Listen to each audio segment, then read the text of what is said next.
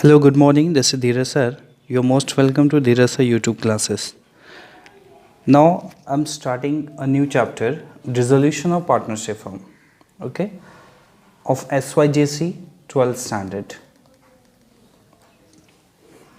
Now first of all we will learn about the resolution of partnership and then resolution of partnership firm. So let's see the difference between the resolution of partnership and the resolution of partnership firm. Now let's discuss. Dissolution of partnership means the termination of the old partnership agreement and a reconstruction of the firm due to admission of any new partner, due to the retirement of any new partner and death of a partner. But it doesn't mean the old partnership business is totally dissolved. The remaining partners may agree to carry on the business under a new agreement. This is the dissolution of partnership means. मतलब ये हुआ कि अगर किसी भी business में दो partner हैं तो डिसोल्यूशन ऑफ पार्टनरशिप का मीनिंग ये होता है कि या तो अगर हम किसी थर्ड पार्टनर को एडमिट करेंगे, वो केस में भी हमें पुराने एग्रीमेंट को क्लोज करना होगा और अब नए एग्रीमेंट के साथ बिजनेस स्टार्ट करना होगा। या फिर अगर किसी पार्टनर को अगर हम रिटायर करते हैं या अगर वो खुद से अगर वो रिटायर अगर हो जाता है तो पुराने एग्रीमेंट को क्लोज करेंगे और न्यू एग्रीमेंट के साथ बिजनेस स्टार्ट होगा। या अगर किसी पार्टनर की डेथ अगर हो जाती है तो पुराने एग्रीमेंट को एंड करके न्यू एग्रीमेंट के साथ स्टार्ट करेंगे, बट बिजनेस को क्लोज नहीं किया जाता। Okay, this is a dissolution of partnership means. Now अब हम देखेंगे what is dissolution of partnership firm. This was only partnership but now we are going to learn about the partnership firm. So partnership firm का मतलब ये है कि जो पुराना बिजनेस है उसे टोटली क्लोज कर दो और जो भी बिज़नेस के प्रॉपर्टीज़ हैं वो बेच दो और जो भी लाइबिलिटीज़ हैं उन्हें पेड ऑफ कर दो। ओके, और जो भी पैसे बचेंगे उन्हें पार्टनर्स के बीच में सेटल कर दो। This is the dissolution of partnership firm. Now अब देखेंगे बुक के through. Dissolution of partnership firm means that the firm closes down its business and comes to an end. मतलब कि बिजनेस टोटली बंद हो गया है और अब हम उसमें कोई चेंज नहीं करेंगे ना कुछ करेंगे। तो जब बिजनेस क्लोज हो जाएगा तो अब आपको करना क्या है? On the dissolution of the firm the assets of the firm are sold. Assets means जैसे कि फिक्स्ड एसेट्स है, करंट एसेट्स है, इन्वेस्टमेंट है, and liabilities are paid off. Liabilities क्या है? जो आउटसाइड जो लाइबिलिटीज़ होती है जैसे बैंक लोन है, क्रेडिटर्स है, बिल्स पेबल है, ये सारे। And out of the remaining amount मतलब एसेट को सोल्ड करो, लाइबिलिटीज़ को पेड करो। अब अगर आपके पास कुछ बैलेंस अगर बचेगा सो वो अमाउंट हम पार्टनर्स आपस में डिसाइड कर लेंगे। Okay, thus in case of dissolution of partnership the firm may continue. That is, it doesn't mean the dissolution of the firm, but in case of dissolution of the firm, the partnership is automatically dissolved. इसका मतलब कि अगर आप dissolution of partnership अगर वहाँ पे करते हो तो फर्म आपकी कंटिन्यू हो सकती है या तो नए पार्टनर को लेके या पार्टनर को रिटायरमेंट को लेके या पार्टनर के डेथ होने के बाद। बट जब आप डिसोल्यूशन ऑफ फर्म करोगे वो केस में पार्टनरशिप फर्म ऑटोमेटिकली डिसॉल्व हो जाएगा और आपको एसेट को बेचकर जो पैसा आएगा उससे लाइबिलिटीज़ को पेड करना है और जो बैलेंस बचेगा उसे पार्टनर्स में सेटलमेंट कर लेंगे। ओके, अब आपको समझ में आ गया होगा कि dissolution of partnership firm and dissolution of partnership में क्या डिफरेंस है। ओके, नाउ अब आप यहाँ पे देख सकते हो कि डिसोल्यूशन ऑफ पार्टनरशिप क्यों होता है। The partnership is deemed to have been dissolved in any of the following cases. Number 1, in case of change in profit sharing ratio of the existing partner, मतलब एग्जिस्टिंग मीन्स ओल्ड पार्टनर जो पहले से business में हैं, उन partners के ratio को लेके अगर रेशियो चेंज होगा तो एक नया एग्रीमेंट बनेगा जिसे कहते हैं resolution of partnership. Now in case of admission of a new partner, जब बिजनेस में कोई नया पार्टनर एडमिट होगा तो जो पुराना एग्रीमेंट है वो कैंसल्ड होगा और उसकी जगह पे नया एग्रीमेंट बनेगा जिसे कहते हैं resolution of partnership. In case of retirement of a partner, same जैसा मैंने आपको पहले बताया था। इन case of expulsion of a partner, in case of death of a partner and in case of insolvency of a partner. Insolvency mean अगर कोई partner insolvent अगर हो जाता है, उसकी जो लाइबिलिटी है वो ज़्यादा अगर हो जाती है और एसेट्स अगर कम हो जाता है, वो केस में भी हम जो पार्टनरशिप है उसे क्लोज करके हम एक नए एग्रीमेंट के साथ स्टार्टअप करेंगे। And in case of expiry of the period of partnership, अगर पार्टनरशिप का पीरियड अगर क्लोज अगर हो जाता है, जैसे कि हम पहले ही हमारा एक जो एग्रीमेंट होगा पुराना, वहाँ पे डिस्कशन हुआ था कि शायद कि जो पार्टनर्स हैं तीनों या दो जो भी पुराने पार्टनर्स, उनका जो पार्टनरशिप बिजनेस है वो केवल 2 साल के लिए है। तो जब वो 2 ईयर्स एक्सपायर हो जाएगा तो पार्टनरशिप जो है वो ऑटोमेटिकली क्लोज हो जाएगा। अब अगर हमें कंटिन्यू करना है बिजनेस को तो एक नया एग्रीमेंट वहाँ पे बनेगा, फिर वो एग्रीमेंट के बेस पे पार्टनरशिप स्टार्ट होगा एंड पुराना पार्टनरशिप ख़त्म हो जाएगा। तो उसे कहते हैं expiry of the period of partnership. Okay, तो आप देख सकते हो प्रॉपरली आप यहाँ पे कि क्या है। Okay, now you can copy down also if you want.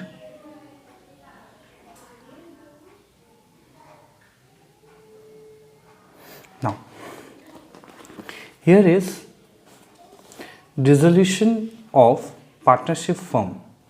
अब देखो किन रीज़न की वजह से यहाँ पे पार्टनरशिप फर्म का डिसोल्यूशन होता है। तो first thing, by mutual agreement.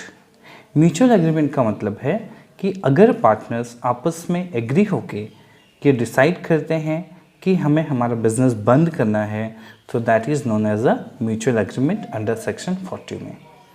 Number 2, compulsory resolution, मतलब कुछ पहले से ही था कि ये होने, अगर ऐसा हुआ तो बिजनेस ऑटोमेटिकली क्या हो जाएगा, क्लोज्ड हो जाएगा। जैसे कि आप यहाँ पे देख सकते हो कुछ चीज़ें हैं। व्हेन, प्रॉपर नहीं दिख रहा है शायद, अब दिखता होगा आपको। व्हेन ऑल और all but one partner of the firm becomes insolvent, अगर सारे पार्टनर्स या सारे में से कोई भी एक पार्टनर अगर इंसॉल्वेंट अगर हो जाता है तो पार्टनरशिप जो फर्म है वो क्लोज हो जाएगा। When business of the firm becomes unlawful, या अगर आप कोई इलीगल बिजनेस अगर करते हो, अगर आप पकड़े गए तो वो बिजनेस पार्टनरशिप फर्म आपका क्लोज हो जाएगा।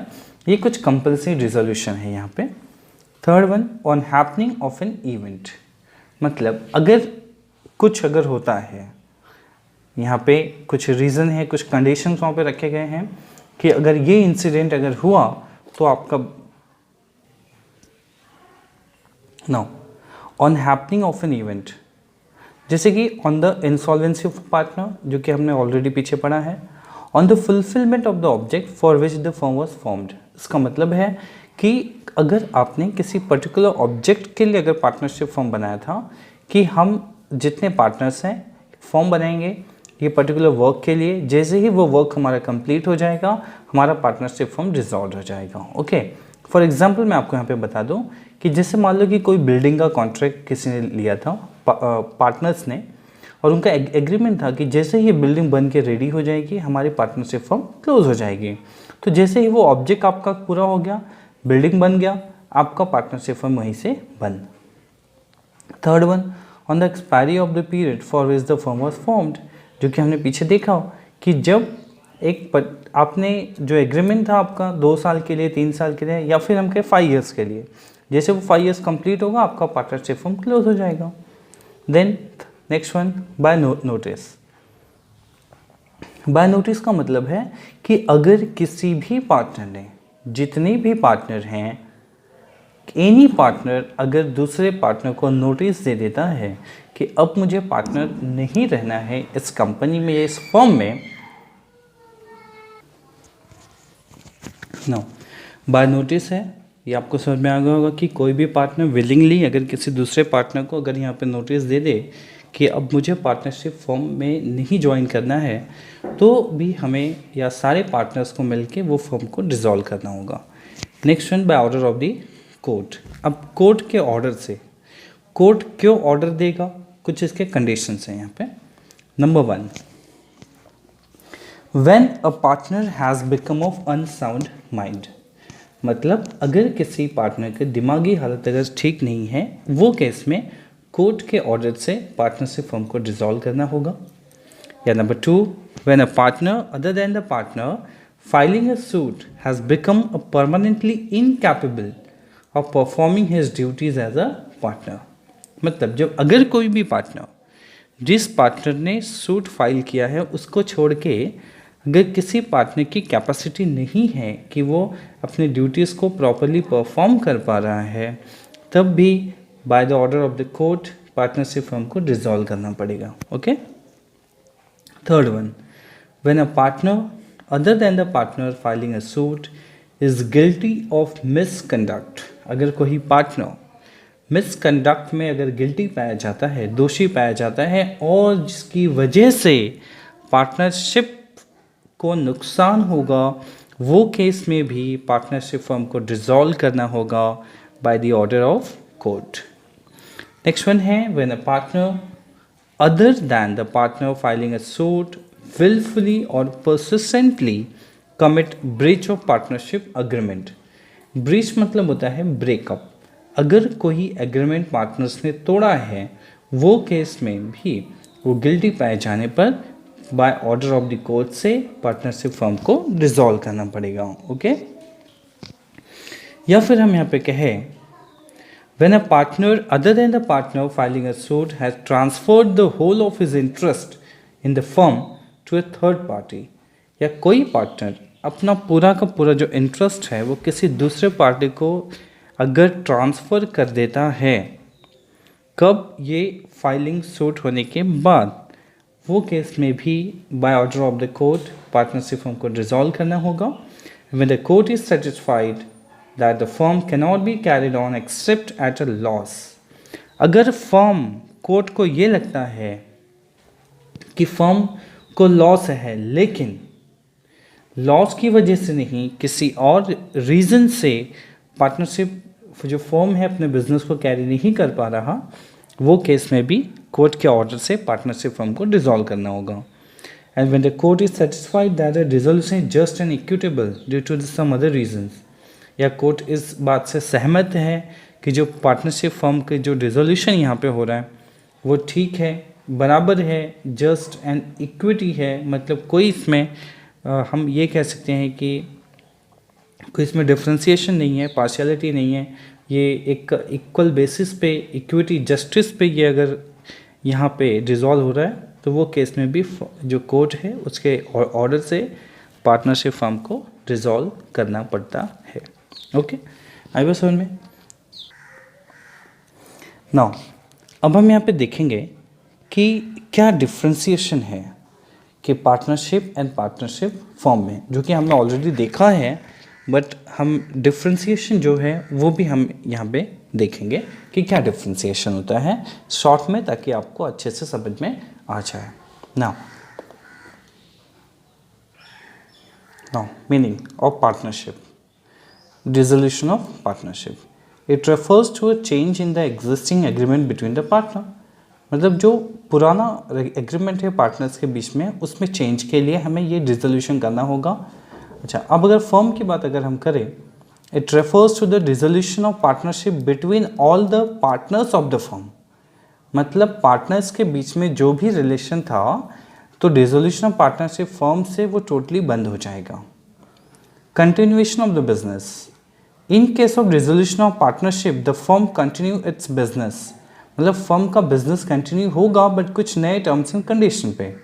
और फर्म में क्या होता है, इन case of dissolution of firm the firm doesn't continue its business, यहाँ पे फर्म का जो बिजनेस है वो आगे कंटिन्यू नहीं हो पाएगा। Books of accounts, in case of resolution of partnership books of accounts में नॉट बी क्लोज्ड, यहाँ पे क्लोज नहीं किया जाता है क्योंकि बिजनेस आगे कंटिन्यू होता है। नाउ फर्म में क्या होगा, in case of dissolution of firm books of accounts have to be closed, यहाँ पे सब कुछ खत्म हो जाएगा, इसलिए सारी चीज़ें यहाँ पे क्लोज कर दी जाती हैं। इफेक्ट क्या होगा, dissolution of partnership doesn't necessarily means the dissolution of firm, लेकिन डिसोल्यूशन ऑफ फर्म में necessarily means the dissolution of partnership. Dissolution of partnership में फर्म बना रहेगा मार्केट में, बट पार्टनरशिप फर्म जब डिसॉल्व करोगे तो पार्टनरशिप ऑटोमेटिकली डिसॉल्व हो जाता है। Now the last thing is the nature, which kind of, now you can see here nature है पार्टनरशिप में, it's a voluntary and here it may be both voluntary and compulsory. अगर court ने notice दिया तो compulsory, या अगर partner ने decide किया तो वॉलंटरी। ओके, तो this is a partnership and partnership firm. Okay, तो आई थिंक अब आप लोगों का ये क्लियर हो गया रहेगा कि डिसोल्यूशन ऑफ पार्टनरशिप क्या होता है, डिसोल्यूशन ऑफ पार्टनरशिप फर्म क्या होता है। ओके, सो आई होप कि ये ऑलरेडी आपका क्लियर हो चुका होगा। तो अब हम जो नेक्स्ट देखेंगे वो रिगार्डिंग अ डिसोल्यूशन, क्या क्या एंट्रीज वहाँ पे पास की जाती है, किस तरह से आप प्रैक्टिकल प्रॉब्लम को वहाँ पे सॉल्व करोगे, ये हम हमारे नेक्स्ट लेक्चर में देखेंगे। Okay, so thank you and please watch the full videos for more video updates.